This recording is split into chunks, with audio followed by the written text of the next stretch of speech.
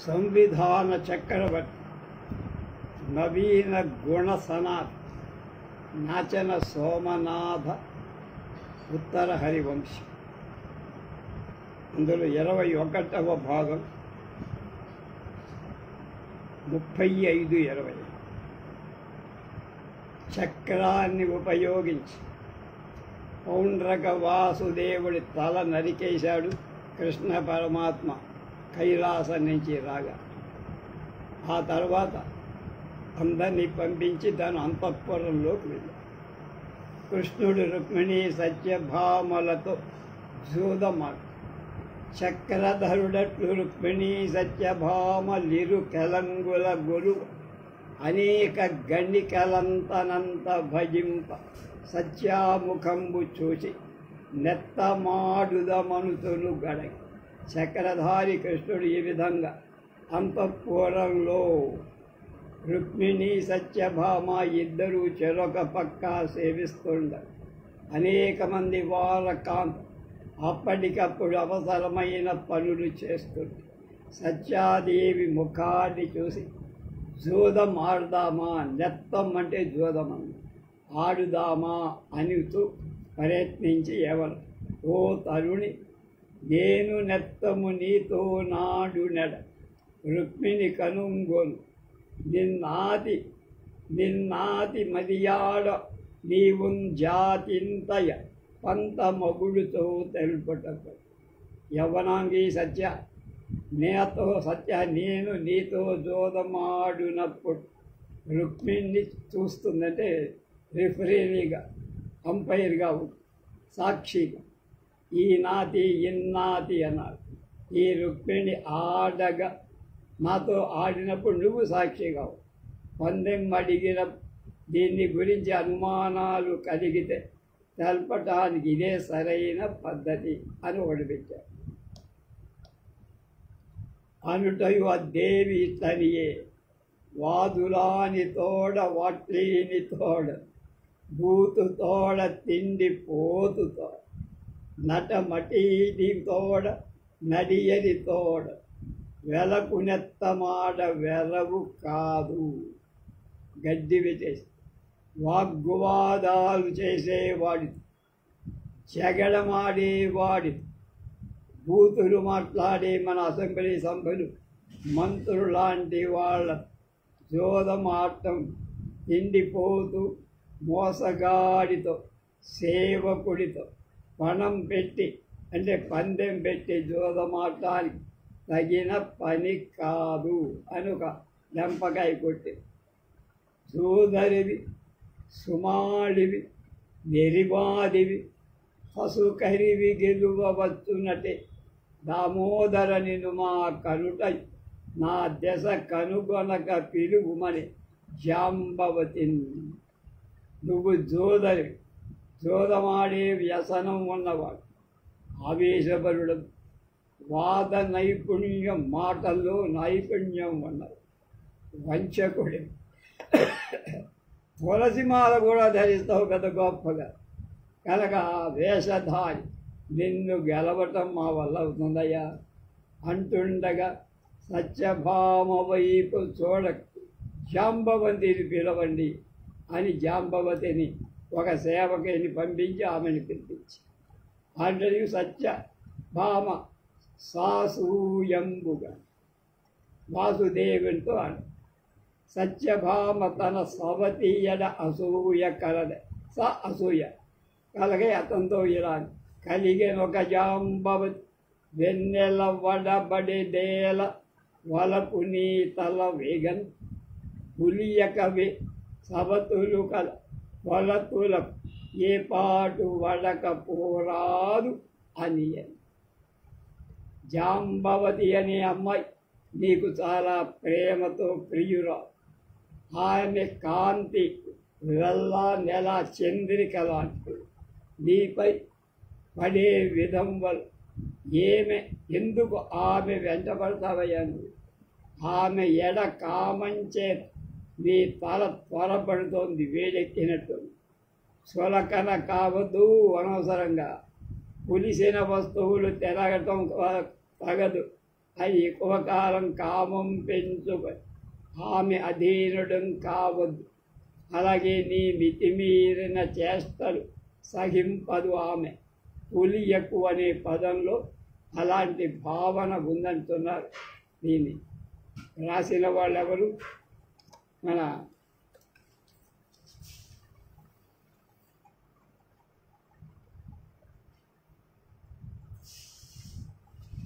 చదలువాడ జయరామ శాస్త్రి గారు, అలాగే వజ్జల వెంకట సుబ్రహ్మణ్య శర్మ.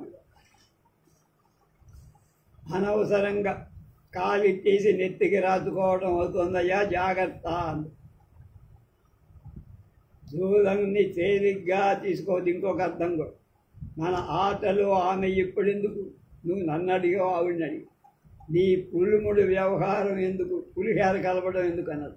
ఇప్పుడు ఆ పులిహార అనే మాట అందరికీ గీకటం గోకటం. చల్లని వెన్నెలలో కూడా వేడి ఎందుకురా? నేను ఇద్దరం ఉండగా ఆమె మీద నీకు మనసు ఏమిటి? ఇప్పుడు మా కర్మ ఇది. అనేక చోట్లలో 1000 భార్యలు కల నీ వంటి భర్తను పొంది మా వంటి స్త్రీల అవమానం పాలవటానికి అనిపిస్తోంది అని. చిత్తంబూరక కలజదు నెత్తమునా తోడనాడ నేరుపు కలది. పొత్తు గలతి నీవును నీ తత్తవళలు 2 గెలిచెదన్ పరువడితో. నీ దగ్గర దమ్ముండు, నువ్వు పనిలేని వినోదం కోసం నా మనసుని ఇబ్బంది పెడు. జాంబవతిని పిలవటంలో అది. నాతో జోదం ఆడవయ్యా, ఎవడో ఎందుకు? ఆడటంలో నాతో ఆడి నన్ను గెలవటంలో నీకు దమ్ముందా, నేర్పుందా, కలేజా ఉందా? నువ్వును నీ పరివారాన్ని ఉమ్మడిగా కలిసి ఒక పక్షంగా ఉండి ఆడిన నేను మిమ్మల్ని ఎదిరించి యోధనని తప్పక గెలుస్తాను. నువ్వు ఎంతమంది అయినా నీ పక్కన వెళ్ళి, నేను ఒక్కదాన్నే వాళ్ళందరినీ మీ అందరినీ ఓడిస్తాను. ఇంతయు నేల మీకు నిదురెక్కడి లో ముని బదారు సెల్లింతు కళల్ల తాకున విడింబడసారి కలప్పుడిత్తు గెల్పన్ తన సంగ్రహంబున సహారువుతో కనుమాడిపోయిన పంతముతో దొహారమున భట్టులు బాసిక బొమ్మగట్టుదని అని తెలుగు పద్యంత బాబు. మీకు ఇంతయుని ఇదంతా ఎలా ఎందుకయ్యా కృష్ణ? ఎదురు ఎక్కడిని ఎదుర్కొనున్నట్టి జోదంలో అంటే చక్కటి కయ్యంలో. ఎక్కడి కయ్యం అంటే జోదం. ఒక్కడికి ఒక్కొక్క పణానికి పందాని 16 చెల్లింతును 16 రెట్లు పందెం ఇస్తాను. పణము గెలిచిన ధనంగా ఇస్తా. కడళ్ళ తాకున జోదపు పలక యొక్క అంచులకు తగలటంచే సారే పాచిక రెండింటిలో ఒకటి. వెలిన్ పలుకన్ వీడి వెలుపల అది బయటపడ్డే కళ. అప్పుడు పడినప్పుడు ఇత్తున్ ఇస్తా. గెలుపు అంత నేను గెలుపు పొందిన తరువాత సంగ్రహముగా చక్కగా దాన్ని మనసారా అంగీకరించి సహారువుతో గెలిచిన పందెపు సొమ్ముతో నీ చక్కని ఓటమితో ఆలోచించు. చూడు, ఆడిపోయిన ఆట పోయిన ఆటలు నాకు ఓటమి కలిగితే పంతముతో పద్ధతో పట్టుదల దొహారమున 2 ఆటలను. దో అంటే 2 విధాలు. హారాల్లో యుద్ధంలో, ఇక్కడ హారం అంటే యోధ యుద్ధంలో. పట్టుదన్ నేనే జయం పొందుతా. నిన్ను 2 ఆటల్లో ఓడిస్తా. పాపిక బొమ్ము కట్టుదని జయసూచకంగా నేను పాచిక బొమ్మను నా ఎడమ కాలికి కట్టుకుంటా. అది గొప్ప. మొదట సత్యభామ జాంబవతిని పిలవమనగా తన అసూయ ఆ విధంగా ప్రకటించింది. తర్వాత తాను నెత్తాన్ని నేర్పుతా.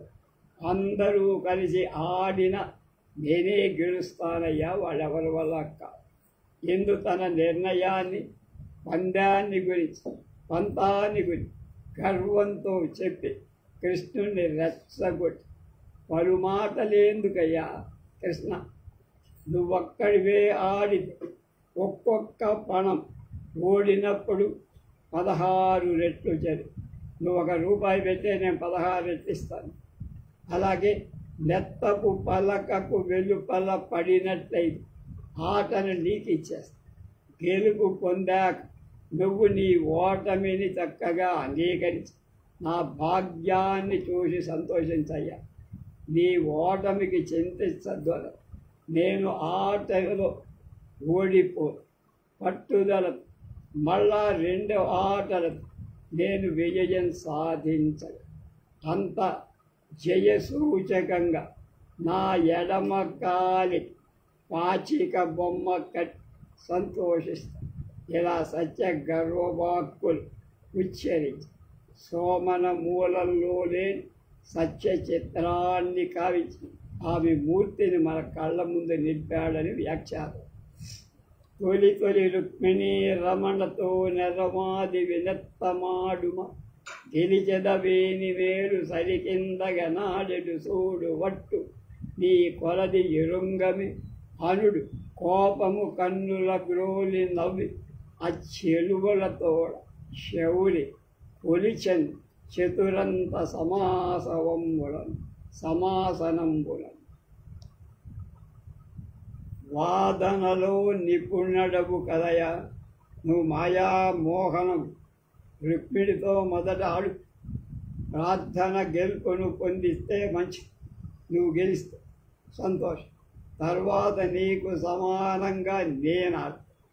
చూడు నా పట్టు నీ జోదపు నేర్పు ఎంతో, దాని పరిమితి మాకు తెలియదా, నీ దమ్మేమిటో నాకు తెలియదా అని చాలా తక్కువ మాట అని సత్యభామ అంటే కృష్ణుడికి కోపం మశాలానికై దాన్ని కళ్ళలోనే అణచుకు చిరునవ్వుతో రుక్మిణి సత్యల నడుము విశాలమై నలువైపులా చదరంగామును ఒక పెద్ద పలకపై విలాసవంతుడై జోగం ఆడటానికి కూర్చో.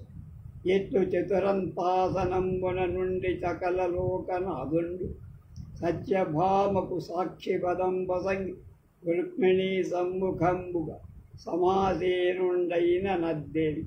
సత్యభామను సాక్షిగా పెట్టి తనకెదురుగా రుక్మిణీదేవిని పెట్టి పెద్ద సదరంగం వల్ల ఎదురుగా కూర్చొని ఆడటానికి సిద్ధపడితే ఉద్దేశి రుక్మిణీ మాతయు అప్పుడు రుక్మిణీదేవి జోగిని కొసరి బయసుక వ్యక్తి పలకపై సారెలు పోయించి సరము చూసి తనకు లాగైన నెత్తంబు గైకొని పన్ని పాసికలు తాడించి పాటెరించి లోహటంబులమాని నులి కన్నబడకున్న పరదాళమని పోవు పలకలిచి అప్పార్తు జూరెడు జు 2 దాయంబుడును గని వారింపకుము ఓటు రాదు గల పంతమడిగిన నీవలి భాగమింత ఓర పెద్ద దాయం వాడి ఓరు పొచ్చి వైతునది ధనము ఉనికి పోవచ్చు ననుచు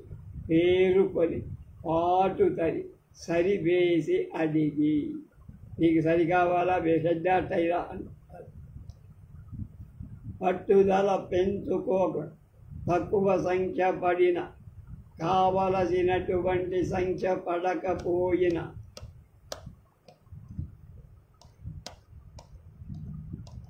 ఎక్కడో పేజీ మిస్ తన ఆట పూర్తయిందని ఎదుటనున్న కృష్ణుడికి పలక ఇచ్చిపోతూ తప్పును ఖండిస్తా. 2 సార్లు ఆడితే నాకు అడ్డు చెప్ప. నా వద్ద మేలైన బొట్లు ఉన్నాయి, అవి మోసపు పాచికలు కావు. నాకు రావాల్సిన పందెవు సొమ్ము అడిగిన వెంటనే నా భాగానికి నాకు ఇచ్చాయి. ఆ ఆటలో పెద్ద పణం పెట్టాలి, పందె మొత్తం అసలు ధనమంతా పోవచ్చు అంటూ రుక్మిణి భగవానుడైన హరిని ధ్యానించి నమస్కరి తర్వాత పాచికలు తాడించే సమయంలో తనకు కావలసిన సరి కావాలా, బేసి సంఖ్య కావాలా, కోరుకోవాలి. జోగిని అంటే అలంపుర క్షేత్రాన్ని గురించి గడియారం రామకృష్ణ శర్మ గారు అలంపుర క్షేత్రాన్ని కాపాడింది ఆయనే. ఒక చిరు పుస్తకం 1965లో రాసి అందులో వారు మహాశక్తి యొక్క 18 పీఠాలను ఈ క్రింద చెప్పి శాంకరి, కామాక్షి, శృంఖల, చాముండి, అలంపురం, జోగులాంబ, భ్రమరాంబ, మహాలక్ష్మి, ఏకవీర, మహాకాళి, పురుహూతి, గిరిజ, మాణిక్యాంబ, కామరూపి, మాధవేశ్వరి, వైష్ణవి, మాంగళ్య గౌరి, విశాలాక్షి, సరస్వతి. జోగిని అంటే అక్షక్రీడ అధిష్టాన దేవత, బభ్రునాయక దేవత. అధర్వణ వేదంలో ఇదముగ్రాయ బభ్రవే నము యో అక్షేషు తమావసి అని ఉందని ఉన్నం జ్యోతివాసు బిఎస్సి వేములపాడు వారు తెలియజేశారు. అత్తీవంచదిగ దుగయు సత్తాదక్షౌకవంశ చౌవం చీర దిత్తిగ ఇద్దుగ భద్రడు చిత్తంబుల తలచినట్లు చేతికి తెచ్చు. ఏమిటి భాష? ఆ తీ వంశ 3 + వంశ 4 అనర్థం. అంటే తిగ 3, దుగయున్ 2, 9 మొత్తం. ప్రతి యోగిని జోగులాంబ, జోగాంబ. అలాగే కొసరి ప్రార్థించి వయసు కనిపెట్టి నియమాన్ని పెట్టుకొని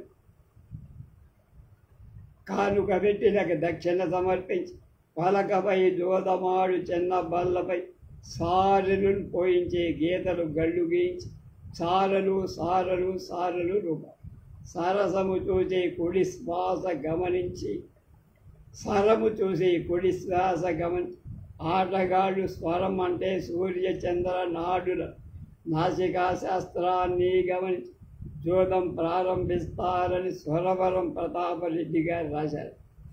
తనకు లాగైన నెత్తంబు గైకొని తనకు బాగా ఉపయోగపడే నెత్తం అంటే పాచిగడు తీసుకొని లాఘవం తేలికైన పందాన్ని లక్ష్యంగా పెట్టుకొని పన్ని అంటే పందెం పెట్టి పాచికలను తాడించి చేతిలో అటు ఇటు పాటు ఎరింగి పడే తీరు గ్రహించి లోన్ హఠంబులు మనసులో పట్టుదలను పెంచుక వదలి ఆటలు ఆవేశాన్ని పొందక లులిన్ కన్నన్ నష్ట సంఖ్య పడినా తక్కువ పడినా పడకున్నా పడకపోయినా అంటే సరిగా సంఖ్య అనుకూలంగా మేలైన సంఖ్య పడినా పడకు పరదాళము అని పాచికలను తాళించు అవకాశం ఎదుట ఉన్న వారిదని పలక ఇచ్చి పోవని ఆట ముగించుకో. తప్పుగా ఆడిన ఆటను ఆర్తుంచు లెక్క పెట్ట. చూడు, ఈ నియమాన్ని గమనించి 2 దాయంబులకని 2 సార్లు ఆడితే వారింపకు అడ్డపడకూడదు. కోటురాలు కల నా యుద్ధ మేలైన పాచికలు కళ్ళ సాచికలైతే నువ్వు దొంగ ఆటలాడతావు. పంతము ఆడగన్ పందెము సొమ్ము నాకు రావాల్సిన దాన్ని ఇమ్మంటే ఫలితము పంతము రూపాయలు ఇయ్యాలి. నా భాగాన్ని ఇవ్వాలి. గెలిస్తే ఎంత అనుకోవాలి. అలాంటి ఆటలు పెద్ద దాయంబు ఆట ఎక్కువ పందెం సొమ్ము పెట్టి ఊరు పుచ్చి వయసున జోదపు పోరాటాన్ని సాగించి పూర్తి చేయాలి.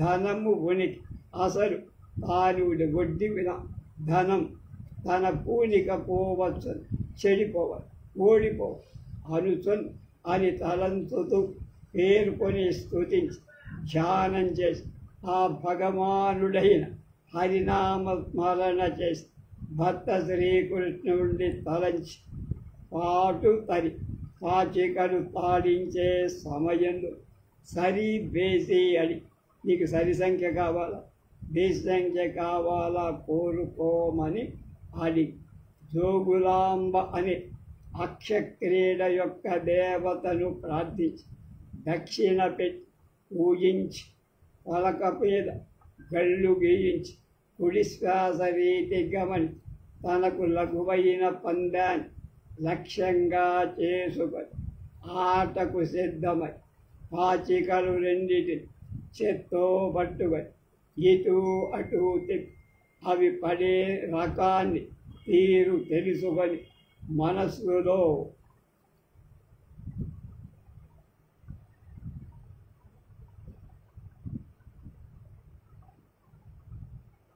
తానేది మనస్సులో కోరుకుందో దానిని రుక్మిణి తన పాచికలలో పొందగలి. ఇది ఆమె అదృష్టమని సురవరం వారు. సొగటాల యందు అంటే పాచికలు రెండు.